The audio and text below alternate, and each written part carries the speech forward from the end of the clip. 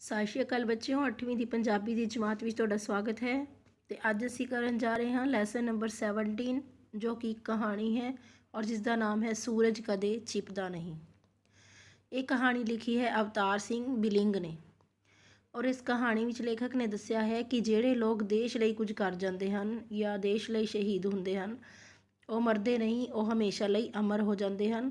ਔਰ ਇਸੇ ਤਰ੍ਹਾਂ ਇਸ ਕਹਾਣੀ ਦਾ ਇੱਕ ਪਾਤਰ ਹੈ ਤੇਜਵੰਤ, ਜੋ ਕਿ ਸ਼ਹੀਦੀ ਪਾ ਜਾਂਦਾ ਆਪਣੇ ਦੇਸ਼, ਮਤਲਬ ਲੜਦੇ ਹੋਏ ਜਾਨ ਵਾਰ ਦਿੰਦਾ, ਆਪਣੀ ਸ਼ਹੀਦ ਹੋ ਜਾਂਦਾ ਹੈ। ਅਤੇ ਉਸਦੇ ਪਿਓ ਸੱਜਣ ਸਿੰਘ ਦਾ ਵੀ ਮੰਨਣਾ ਹੈ ਕਿ ਉਹ ਕੀ ਹੈ, ਜੋ ਉਸਦਾ ਪੁੱਤਰ ਹੈ ਉਹ ਸ਼ਹੀਦ ਨਹੀਂ ਹੋਇਆ, ਉਹ ਮਰਿਆ ਨਹੀਂ ਹੈ, ਉਹ ਅਮਰ ਹੈ। ਉਹ ਹਜੇ ਵੀ ਸੂਰਜ ਵਾਂਗ ਲੋਕਾਂ ਦੇ ਅੰਦਰ ਆਪਣੀ ਰੋਸ਼ਨੀ ਜੋ ਹੈ ਬਿਖੇਰ ਰਿਹਾ ਹੈ। ਅਰਥਾਤ ਇੱਥੇ ਸੂਰਜ ਕਿਸ ਨੂੰ ਕਿਹਾ ਗਿਆ ਹੈ? ਉਸ ਸ਼ਹੀਦ ਨੂੰ। ਠੀਕ ਹੈ, ਅਤੇ ਆਓ ਕਹਾਣੀ ਪੜ੍ਹਦੇ ਹਾਂ। 30-35 ਸਾਲਾਂ ਦੀ ਫੌਜ ਦੀ ਨੌਕਰੀ ਤੋਂ ਬਾਅਦ ਮੇਜਰ ਸੱਜਣ ਸਿੰਘ, ਯਾਨੀ ਕਿ ਇਹ ਉਸ ਪਾਤਰ ਦਾ ਪਿਓ ਹੈ ਜੋ ਪਾਤਰ ਇਸ ਵਿੱਚ ਸ਼ਹੀਦ ਹੋਇਆ ਲੈਸਨ ਵਿੱਚ, ਜਿਸ ਨੂੰ ਸੂਰਜ ਕਿਹਾ ਗਿਆ ਹੈ, ਉਸ ਦਾ ਪਿਓ ਹੈ ਇਹ ਮੇਜਰ ਸੱਜਣ ਸਿੰਘ। ਪੈਨਸ਼ਨ ਆਇਆ ਹੈ, ਯਾਨੀ ਕਿ ਰਿਟਾਇਰ ਹੋਣ ਤੋਂ ਬਾਅਦ ਆਇਆ ਹੈ ਆਪਣੇ ਉਹਦੇ ਪਿੰਡ ਵਿੱਚ। ਤਾਂ ਕਈ ਦਿਨਾਂ ਤੋਂ ਆਪਣੇ ਜੱਦੀ ਪੁਸ਼ਤੀ ਪਿੰਡ ਵਿੱਚ ਉਹਦਾ ਮੁਹਾਂਦਰਾ ਹੀ ਹੋਰ ਸੀ। ਮੁਹਾਂਦਰਾ ਮਤਲਬ ਪਛਾਣ। ਜਾਣੂ ਪਛਾਣੂ ਬਜ਼ੁਰਗ ਰੱਬ ਨੂੰ ਪਿਆਰੇ ਹੋ ਗਏ ਸਨ। ਉਸਦੇ ਹਾਣੀਆਂ ਅਤੇ ਹਮ ਜਮਾਤੀਆਂ ਦੇ ਦਗ-ਦਗ ਕਰਦੇ ਚਿਹਰਿਆਂ ਨੂੰ ਕਬੀਲਦਾਰੀ ਦੀਆਂ ਕਰਾਰੀਆਂ ਸੱਟਾਂ ਨੇ ਚਿੱਬ ਖੜੱਬੇ ਕਰਕੇ ਰੱਖ ਦਿੱਤਾ ਸੀ। ਬੋਲੇ ਤਾਂ ਕਿਸ ਨਾਲ? ਯਾਨੀ 30-35 ਸਾਲਾਂ ਤੋਂ ਬਾਅਦ ਉਹ ਆਪਣੇ ਪਿੰਡ ਵਿੱਚ ਆਉਂਦਾ ਹੈ, ਜੱਦੀ ਪੁਸ਼ਤੀ ਪਿੰਡ ਵਿੱਚ। ਜੱਦੀ ਪੁਸ਼ਤੀ ਹੁੰਦਾ ਜੋ ਕਈ ਬਹੁਤੀ ਸਦੀਆਂ ਤੋਂ ਚੱਲਦਾ ਆ ਰਿਹਾ ਹੋਵੇ, ਪੀੜ੍ਹੀਆਂ ਤੋਂ ਚੱਲਦਾ ਆ ਰਿਹਾ ਹੋਵੇ ਪਿੰਡ, ਉਹਨੂੰ ਅਸੀਂ ਕਹਿੰਦੇ ਹਾਂ ਜੱਦੀ ਪੁਸ਼ਤੀ। ਮੁਹਾਂਦਰਾ ਸੀ ਉਸਦੀ ਜੋ ਪਛਾਣ ਸੀ ਉਹ ਹੋਰ ਹੀ ਸੀ। ਜੋ ਵੀ ਉਹਦੇ ਜਾਣ ਪਛਾਣ ਦੇ ਲੋਕ ਸੀ, ਮੋਸਟਲੀ ਬਜ਼ੁਰਗ ਤਾਂ ਰੱਬ ਨੂੰ ਪਿਆਰੇ ਹੋ ਗਏ ਸੀ, ਔਰ ਜੋ ਉਸਦੇ ਹਮ ਜਮਾਤੀ ਸੀ ਯਾਨੀ ਹਮ ਉਮਰ ਲੋਕ ਸੀ, ਉਹਨਾਂ ਦੇ ਕਬੀਲਦਾਰੀ ਦੀਆਂ ਚੋਟਾਂ ਲੱਗੀਆਂ ਸੀ, ਮਤਲਬ ਉਹਨਾਂ ਦੇ ਚਿਹਰੇ ਹੀ ਹੋਰ ਹੋ ਗਏ ਸੀ। ਉਹ ਉਸ ਮਨ ਵਿੱਚ ਸੋਚ ਰਿਹਾ ਸੀ ਕਿ ਹੁਣ ਉਹ ਬੋਲੇ ਤਾਂ ਕਿਸ ਨਾਲ ਬੋਲੇ। ਰਾਹ ਗਲੀ ਲੰਘਦਾ ਤਾਂ ਨਵੇਂ ਪੋਚ ਦੇ ਜਵਾਕ ਅਤੇ ਗੱਭਰੂ ਮੁੰਡੇ ਉਹਦਾ ਮੂੰਹ ਦੇਖਦੇ ਤੁਰ ਜਾਂਦੇ। ਠੀਕ ਹੈ, ਨਵੇਂ ਪੋਚ ਦਾ ਮਤਲਬ ਹੁੰਦਾ ਹੈ ਅੱਜ ਕੱਲ੍ਹ ਦੀ ਪੀੜ੍ਹੀ, ਜੋ ਨਵੀਂ ਪੀੜ੍ਹੀ ਹੈ, ਨੌਜਵਾਨ ਬੱਚੇ, ਉਹ ਜਵਾਕ ਉਸਦਾ ਮੂੰਹ ਵੇਖਦੇ ਰਹਿ ਜਾਂਦੇ ਸੀ ਔਰ ਤੁਰਦੇ ਰਹਿੰਦੇ ਸੀ। ਉਹਦੀ ਜੰਮਣ ਭੋਏ ਦੀ ਇੱਕ ਅਜੀਬ ਜਿਹੀ ਖਿੱਚ ਹੀ ਉਸਨੂੰ ਪਿੰਡ ਧੂ ਲਿਆਈ ਸੀ, ਯਾਨੀ ਕਿ ਜਨਮ ਭੂਮੀ ਸੀ ਉਹ ਪਿੰਡ ਉਸਦਾ, ਇਸ ਲਈ ਉਸਨੂੰ ਖਿੱਚ ਪਾ ਰਹੀ ਸੀ ਉਸ ਪਿੰਡ ਜਾਣ ਲਈ। ਉਂਝ ਵੀ ਸ਼ਹਿਰ ਦੀ ਭੀੜ ਭੜੱਕੇ ਅਤੇ ਰੋਲੇ ਰੱਪੇ ਵਾਲੀ ਜ਼ਿੰਦਗੀ ਨਾਲੋਂ ਪਿੰਡ ਅਤੇ ਸ਼ਾਂਤਮਈ ਜੀਵਨ ਨੂੰ ਹੀ ਤਰਜੀਹ ਦਿੰਦਾ ਸੀ। ਉਸਦਾ ਮੰਨਣਾ ਸੀ ਕਿ ਪਿੰਡ ਦਾ ਵਾਤਾਵਰਨ ਜੋ ਹੁੰਦਾ ਉਹ ਸ਼ਾਂਤ ਹੁੰਦਾ ਹੈ ਔਰ ਸ਼ਹਿਰ ਦਾ ਵਾਤਾਵਰਨ ਜੋ ਹੁੰਦਾ ਹੈ ਭੀੜ ਭੜੱਕੇ ਅਤੇ ਰੋਲੇ ਰੱਪੇ ਵਾਲਾ ਹੁੰਦਾ ਹੈ। ਇਸ ਲਈ ਉਹ ਰਿਟਾਇਰ ਹੋਣ ਤੋਂ ਬਾਅਦ ਪਿੰਡ ਵਿੱਚ ਆਉਂਦਾ ਹੈ। ਹੁਣ ਪੜ੍ਹਦੇ ਹਾਂ ਅਸੀਂ ਅਗਲਾ ਪੈਰਾ। ਨੈਕਸਟ ਪੈਰਾ ਹੈ ਅਫਸਰਾਂ ਵਾਲੀ ਫੂੰ ਫਾਂ ਤਾਂ ਉਸ ਵਿੱਚ ਪਹਿਲਾਂ ਹੀ ਨਹੀਂ ਸੀ। ਫੂੰ ਫਾਂ ਮਤਲਬ ਆਕੜ, ਹੰਕਾਰ ਨੌਕਰੀ ਦਾ, ਉਹ ਤਾਂ ਉਸ ਵਿੱਚ ਪਹਿਲਾਂ ਹੀ ਨਹੀਂ ਸੀ।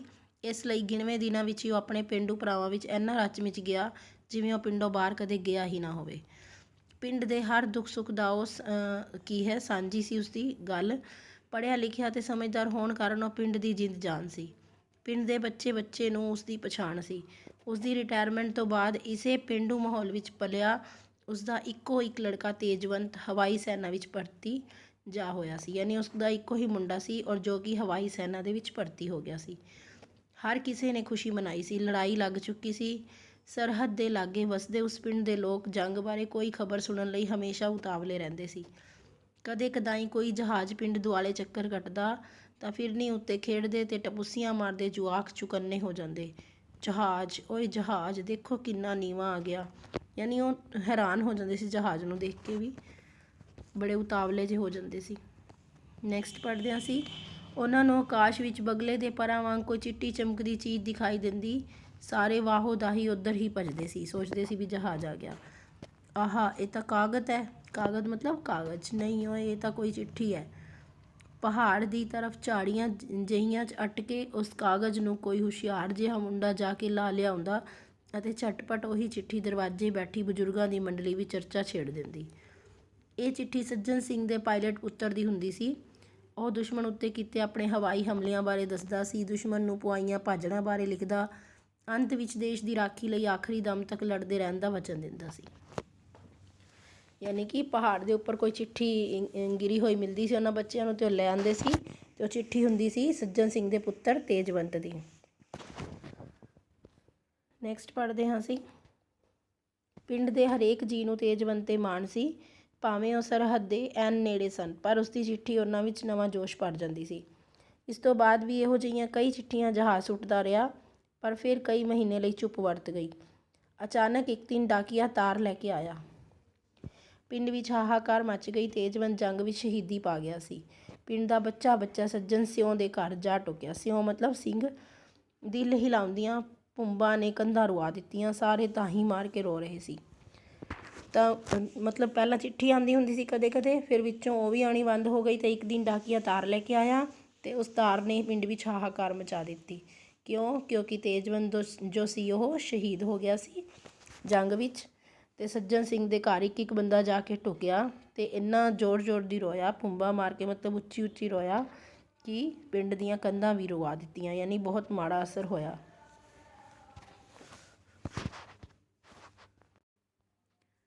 ਸਬਰ ਕਰੋ ਵੀਰਨੋ, ਸਬਰ ਭਾਣਾ ਨਹੀਂ ਮਿਟਦਾ। ਅਸੀਂ ਉੱਚੇ ਹੋਏ ਹਾਂ, ਸਾਡਾ ਖੂਨ ਸਾਡੀ ਮਿੱਟੀ ਦੇ ਲੇਖੇ ਲੱਗ ਗਿਆ। ਸ਼ੇਰ ਦਿਲ ਮੇਜਰ ਨੇ ਅੱਖ ਨਹੀਂ ਸੀ ਭਰੀ। ਯਾਨੀ ਕਿ ਤੇਜਵੰਤ ਦੇ ਪਿਓ ਦੀ ਅੱਖਾਂ ਵਿੱਚੋਂ ਪਾਣੀ ਨਹੀਂ ਸੀ ਆਇਆ। ਉਹ ਨਹੀਂ ਰੋਇਆ ਅਤੇ ਉਸਨੇ ਲੋਕਾਂ ਨੂੰ ਵੀ ਕਿਹਾ, ਸਬਰ ਕਰੋ, ਭਾਣਾ ਨਹੀਂ ਮਿਟਦਾ। ਸਾਡਾ ਤਾਂ ਪੁੱਤਰ ਜੋ ਹੈ, ਸਾਡਾ ਜੋ ਖੂਨ ਹੈ, ਉਹ ਦੇਸ਼ ਦੇ ਲੇਖੇ ਲੱਗ ਗਿਆ ਹੈ, ਯਾਨੀ ਦੇਸ਼ ਲਈ ਕੰਮ ਆਇਆ ਹੈ। ਉੱਤਰ ਵਾਲੇ ਪਾਸੇ, ਉੱਤਰ ਮਤਲਬ ਦਿਸ਼ਾ ਵੱਲ, ਹਰੇ ਕਚੂਰ ਨਸੂੜਿਆਂ ਵਿੱਚ ਤੇਜਵੰਤ ਦੀ ਸੰਗਮਰੀ ਸਮਾਧ ਬਣਾਈ ਗਈ ਅਤੇ ਇਲਾਕੇ ਦੇ ਲੋਕਾਂ ਨੇ ਹਰ ਸਾਲ ਉਸਦਾ ਸ਼ਹੀਦੀ ਦਿਹਾੜਾ ਮਨਾਉਣ ਦਾ ਪ੍ਰਣ ਲਿਆ। ਆਈ ਥਿੰਕ ਤੁਹਾਨੂੰ ਇਹ ਸਮਝ ਆ ਗਿਆ ਹੋਵੇਗਾ। ਨੈਕਸਟ ਪੜ੍ਹਦੇ ਹਾਂ। ਪਰ ਪੁੱਤਰ ਦੀ ਮੌਤ ਦਾ ਝੋਰਾ ਮੇਜਰ ਨੂੰ ਅੰਦਰੋਂ ਅੰਦਰ ਘੁਣ ਵਾਂਗੂ ਖਾਈ ਜਾ ਰਿਹਾ ਸੀ। ਗਿਣਵੇਂ ਮਹੀਨਿਆਂ ਵਿੱਚ ਹੀ ਜਵਾਨਾਂ ਵਾਂਗ ਸਦਾ ਉੱਡੂ ਉੱਡੂ ਕਰਦਾ ਮੇਜਰ ਬਿਲਕੁਲ ਬੁੱਢਾ ਹੋ ਗਿਆ ਸੀ। ਭਰਵੱਟਿਆਂ 'ਤੇ ਵੀ ਸਫੇਦੀ ਫੇਰ ਗਈ ਸੀ। ਭਰਵੱਟੇ ਤੁਹਾਨੂੰ ਪਤਾ ਹੀ ਹੈ, ਆਈਬ੍ਰੋਸ। ਆਪਣੇ ਚੁਬਾਰੇ ਵਿੱਚ ਖੁੰਡੀ ਦੇ ਸਹਾਰੇ ਬੈਠਾ ਸੱਜਣ ਸਿਉਂ ਪੁੱਤਰ ਦਾ ਵਿਛੋੜਾ ਨਾ ਚੱਲਦਾ ਹੋਇਆ ਅੱਜ ਕੁਝ ਜ਼ਿਆਦਾ ਹੀ ਮਸੋਸਿਆ ਹੋਇਆ ਸੀ। ਮਸੋਸਿਆ ਹੋਇਆ ਮਤਲਬ ਬੜਾ ਹੀ ਉਦਾਸ ਸੀ। ਜਦੋਂ ਰੋ ਰੋ ਕੇ ਅਥਰੂ ਮੁੱਕ ਗਏ ਤਾਂ ਅਚਾਨਕ ਉਸਦੀ ਨਜ਼ਰ ਸਾਹਮਣੀ ਕੰਧ 'ਤੇ ਲੱਗੇ ਫਿਊਜ਼ ਹੋਏ ਬੱਲਬ 'ਤੇ ਪਈ। ਬੱਲਬ ਫਿਊਜ਼ ਹੋ ਜਾਂਦਾ ਨਾ, ਉਸਦੇ ਉੱਪਰ ਉਸਦੀ ਨਜ਼ਰ ਜਾਂਦੀ ਹੈ। ਹਾਂ, ਇਹ ਬੱਲਬ ਭਾਵੇਂ ਫਿਊਜ਼ ਹੋ ਗਿਆ, ਪਰ ਬਿਜਲੀ ਦੇ ਸੋਮੇ ਵਿੱਚ ਤਾਂ ਕੋਈ ਕਮੀ ਨਹੀਂ ਆਈ। ਕਰੰਟ ਉਵੇਂ ਹੀ ਜਾਰੀ ਹੈ। ਮੇਰੇ ਘਰ ਜ਼ਰੂਰ ਹਨੇਰਾ ਛਾ ਗਿਆ, ਪਰ ਸ਼ਾਇਦ ਕਿਸੇ ਹੋਰ ਘਰ ਨਵਾਂ ਲਾਟੂ ਜਗ ਪਿਆ ਹੋਵੇਗਾ। ਮਤਲਬ ਉਸ ਬੱਲਬ ਨੂੰ ਦੇਖ ਕੇ ਉਹ ਆਪਣੇ ਮਨ ਵਿੱਚ ਸੋਚਦਾ ਹੈ ਕਿ ਇਹ ਬੱਲਬ ਹੀ ਫਿਊਜ਼ ਹੋਇਆ ਹੈ, ਪਰ ਜਿਹੜਾ ਬਿਜਲੀ ਦਾ ਕਰੰਟ ਹੈ ਉਹ ਤਾਂ ਹਜੇ ਵੀ ਉਸਦੇ ਅੰਦਰ ਆ ਰਿਹਾ ਹੈ। ਜਦੋਂ ਇਸ ਤਰ੍ਹਾਂ ਦੇ ਵਿਚਾਰਾਂ ਨਾਲ ਵੀ ਮੇਜਰ ਦੇ ਬੇਹਬਲ ਮਨ ਨੂੰ ਧੀਰਜ ਨਾ ਮਿਲਿਆ ਤਾਂ ਉਹ ਗਲੀਆਂ ਵਿਚਲੇ ਬੇਸਮਝ ਜਵਾਕਾਂ ਨੂੰ ਪਤਾਸੇ ਵੰਡਦਾ ਹੋਇਆ ਆਪਣੇ ਪੁੱਤਰ ਦੀ ਸਮਾਧ ਵੱਲ ਨੂੰ ਤੁਰ ਪਿਆ। ਬੇਹਬਲ ਮਤਲਬ ਤੜਫਦੇ। ਜਦੋਂ ਉਸਦਾ ਮਨ ਤੜਫਦਾ ਹੋਇਆ, ਉਸਨੂੰ ਧੀਰਜ ਨਾ ਮਿਲਿਆ, ਹੌਸਲਾ ਨਾ ਮਿਲਿਆ, ਤਾਂ ਉਸਨੇ ਕੀ ਕੀਤਾ, ਬੇਸਮਝ ਜਵਾਕਾਂ ਨੂੰ ਪਤਾਸੇ ਵੰਡ ਦਿੱਤੇ ਅਤੇ ਆਪਣੇ ਪੁੱਤਰ ਦੀ ਸਮਾਧ ਵੱਲ ਚੱਲ ਪਿਆ। ਕੱਲ੍ਹ ਇਹ ਵੀ ਸੂਰਮੇ ਬਣਨਗੇ, ਦੇਸ਼ ਦੀਆਂ ਸਰਹੱਦਾਂ ਦੀ ਰਾਖੀ ਲਈ ਹਿੱਕਾਂ ਡਾਉਣਗੇ। ਹਿੱਕਾਂ ਡਾਉਣਾ ਮਤਲਬ ਮੁਕਾਬਲਾ ਕਰਨਾ। ਸੋਚਦਾ ਸੋਚਦਾ ਮੇਜਰ ਬਾਗ ਵਿੱਚ ਜਾ ਪਹੁੰਚਿਆ ਅਤੇ ਜ਼ਮੀਨ 'ਤੇ ਗਿਰੇ ਇੱਕ ਅੱਧ ਸੁੱਕੇ ਨਸੂੜੇ ਨਾਲ ਢਾਸਣਾ ਲਾ ਕੇ ਉੱਥੇ ਹੀ ਬੈਠ ਗਿਆ। ਉਸਦੀਆਂ ਧੁੰਦਲੀਆਂ ਨਜ਼ਰਾਂ ਬਿਰਖ ਦੇ ਮੁੱਢ ਵਿੱਚੋਂ ਫੁੱਟੀਆਂ ਨਵੀਆਂ ਲਗਰਾਂ 'ਤੇ ਪੈ ਰਹੀਆਂ ਸਨ। ਸੂਰਜ ਦੀਆਂ ਆਖਰੀ ਰਿਸ਼ਮਾਂ ਦੀ ਝਲਕ ਨਾਲ ਸੰਗਮਰਮਰੀ ਸਮਾਧ ਹੋਰ ਵੀ ਸਫੇਦ ਲੱਗ ਰਹੀ ਸੀ ਅਤੇ ਲਾਗਲੇ ਛੱਪੜ ਦਾ ਪਾਣੀ ਸੁਨਹਿਰੀ ਭਾਅ ਮਾਰ ਰਿਹਾ ਸੀ। ਉਹ ਆਪਣੇ ਮਨ ਵਿੱਚ ਸੋਚਦਾ ਹੈ ਕਿ ਜਿਨ੍ਹਾਂ ਨੂੰ ਪਤਾਸੇ ਵੰਡੇ ਉਹ ਵੀ ਕੱਲ੍ਹ ਨੂੰ ਸੂਰਮੇ ਬਣਨਗੇ, ਉਹ ਵੀ ਦੇਸ਼ ਦੀ ਰੱਖਿਆ ਕਰਨਗੇ ਅਤੇ ਆਪਣੇ ਜੋ ਹੈ ਉਹਨਾਂ ਦਾ ਮੁਕਾਬਲਾ ਕਰਨਗੇ, ਆਪਣੀਆਂ ਹਿੱਕਾਂ ਡਾਉਣਗੇ। ਸੋਚਦਾ ਸੋਚਦਾ ਬਾਗ ਵਿੱਚ ਪਹੁੰਚ ਜਾਂਦਾ ਹੈ ਅਤੇ ਜ਼ਮੀਨ 'ਤੇ ਗਿਰੇ ਹੋਏ ਇੱਕ ਅੱਧੇ ਸੁੱਕੇ ਨਸੂੜੇ ਨਾਲ ਜਾ ਕੇ ਸਹਾਰਾ ਲਾ ਕੇ ਬਹਿ ਜਾਂਦਾ ਹੈ। ਦੂਰ ਦੁਮੇਲ 'ਤੇ ਸੂਰਜ ਛਿਪ ਰਿਹਾ ਹੈ। ਧਰਤੀ ਤੇ ਆਕਾਸ਼ ਜਿੱਥੇ ਮਿਲਦੇ ਦਿਖਾਈ ਦਿੰਦੇ ਨੇ। ਮੇਜਰ ਸੱਜਣ ਸਿਉਂ ਦੇ ਮਨ ਵਿੱਚ ਇੱਕ ਖਿਆਲ ਉਮੜਿਆ ਮਤਲਬ ਆਇਆ, ਪਰ ਇਹ ਵੀ ਨਿਰਾ ਭੁਲੇਖਾ ਹੀ ਹੈ। ਇਹੋ ਸੂਰਜ ਕਿਸੇ ਹੋਰ ਦੁਨੀਆ ਵਿੱਚ ਆਪਣੀਆਂ ਕਿਰਨਾਂ ਬਖੇਰਨ ਦੀ ਤਿਆਰੀ ਕਰ ਰਿਹਾ ਹੈ। ਇੱਧਰ ਲੋਹੀ ਮਿਸ ਰਹੀ ਹੋਵੇਗੀ, ਉੱਧਰ ਪੋਹ ਫੁੱਟੇਗੀ। ਹਾਂ, ਸੂਰਜ ਕਦੇ ਨਹੀਂ ਛਿਪਦਾ, ਰੋਸ਼ਨੀ ਕਦੇ ਨਹੀਂ ਮਿਟਦੀ। ਸੱਜਣ ਸਿਉਂ ਨੇ ਆਖਰੀ ਵਾਰ ਸੂਰਜ ਵੱਲ ਵੇਖਿਆ। ਉਸਦੇ ਲੂੰ ਵਿੱਚ ਇੱਕ ਅਜੀਬ ਜਿਹੀ ਝਰਨਾਹਟ ਛਿੜ ਰਹੀ ਸੀ। ਹੁਣੇ ਅੰਤਿਮ ਲਾਈਨਾਂ ਨੇ ਕਹਾਣੀ ਦੀਆਂ। ਇਸ 'ਤੇ ਵੀ ਸੱਜਣ ਸਿੰਘ ਕਹਿੰਦਾ ਹੈ, ਸੂਰਜ ਨੂੰ ਦੇਖ ਕੇ, ਜਦੋਂ ਸੂਰਜ ਜੋ ਹੈ ਢਲ ਰਿਹਾ ਹੁੰਦਾ ਹੈ ਤਾਂ ਉਸਨੂੰ ਦੇਖ ਕੇ ਕਹਿੰਦਾ ਹੈ ਕਿ ਇੱਥੇ ਭਾਵੇਂ ਸੂਰਜ ਢਲ ਗਿਆ ਹੈ, ਲੇਕਿਨ ਜਿਹੜਾ ਕਈ ਹੋਰ ਦੇਸ਼ ਨੇ ਉੱਥੇ ਜਾ ਕੇ ਸੂਰਜ ਨਿਕਲੇਗਾ। ਅਸੀਂ ਵੀ ਪੜ੍ਹਦੇ ਵੀ ਹਾਂ ਐਸ ਦੇ ਵਿੱਚ ਕਿ ਇਸ ਪਾਸੇ ਸਾਡੇ ਵਾਲੇ ਪਾਸੇ ਹਨੇਰਾ ਹੁੰਦਾ ਹੈ ਤਾਂ ਦੂਜੇ ਪਾਸੇ ਕੀ ਹੈ, ਪੋਹ ਫੁੱਟਦੀ ਹੈ, ਯਾਨੀ ਦਿਨ ਚੜ੍ਹਦਾ ਹੈ। ਇਸ ਤਰੀਕੇ ਨਾਲ ਉਹ ਆਪਣੇ ਮਨ ਨੂੰ ਹੌਸਲਾ ਦਿੰਦਾ ਹੋਇਆ ਕਹਿੰਦਾ ਹੈ ਕਿ ਭਾਵੇਂ ਇੱਥੇ ਹਨੇਰਾ ਹੋ ਗਿਆ ਹੈ, ਮੇਰੇ ਘਰ ਵਿੱਚ ਹਨੇਰਾ ਹੋ ਗਿਆ ਹੈ, ਪਰ ਕਿਧਰੇ ਹੋਰ ਤਾਂ ਰੋਸ਼ਨੀ ਹੋਏਗੀ। ਰੋਸ਼ਨੀ ਕਦੇ ਮਿਟਦੀ ਨਹੀਂ ਹੈ।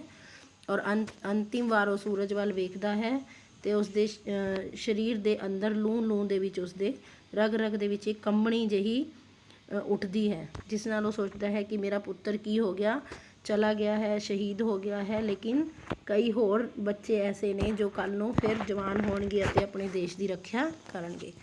ਇਸ ਤਰੀਕੇ ਨਾਲ ਉਹ ਆਪਣੇ ਆਪ ਨੂੰ ਹੌਸਲਾ ਦਿੰਦਾ ਹੈ। ਆਈ ਹੋਪ ਤੁਹਾਨੂੰ ਕਹਾਣੀ ਜੋ ਹੈ ਸਮਝ ਆ ਗਈ ਹੋਏਗੀ। ਅਤੇ ਹੁਣ ਅਸੀਂ ਇਸ ਕਹਾਣੀ ਦਾ ਕਰਦੇ ਹਾਂ ਬੁੱਕ ਪਾਰਟ। ਇੱਕ ਵਾਰੀ ਇਹਨਾਂ ਦੇ ਵਰਡ ਮੀਨਿੰਗ ਪੜ੍ਹ ਲੈਣਾ ਅਤੇ ਕੱਲ੍ਹ ਅਸੀਂ ਕਰਾਂਗੇ ਇਸ ਦੇ ਕੁਐਸਚਨ ਆਨਸਰ, ਕਿਉਂਕਿ ਇਹ ਕਹਾਣੀ ਹੈ ਔਰ ਇਸ ਦੇ ਵੱਡੇ ਕੁਐਸਚਨ ਆਨਸਰ ਜੋ ਨੇ ਉਹ ਪੇਪਰ ਵਿੱਚ ਆਉਂਦੇ ਨੇ। ਛੋਟੇ ਇਹਦੇ ਵਿੱਚ ਲਿਖੇ ਨੇ, ਪਰ ਮੈਂ ਕਾਪੀ ਵਿੱਚ ਵੀ ਕਰਾਵਾਂਗੀ।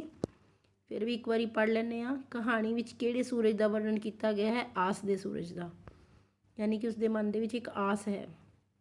ਸੂਰਜ ਕਦੇ ਛਿਪਦਾ ਨਹੀਂ, ਇਹ ਸ਼ਬਦ ਕਿਸ ਨੇ ਕਿਸ ਲਈ ਕਹੇ?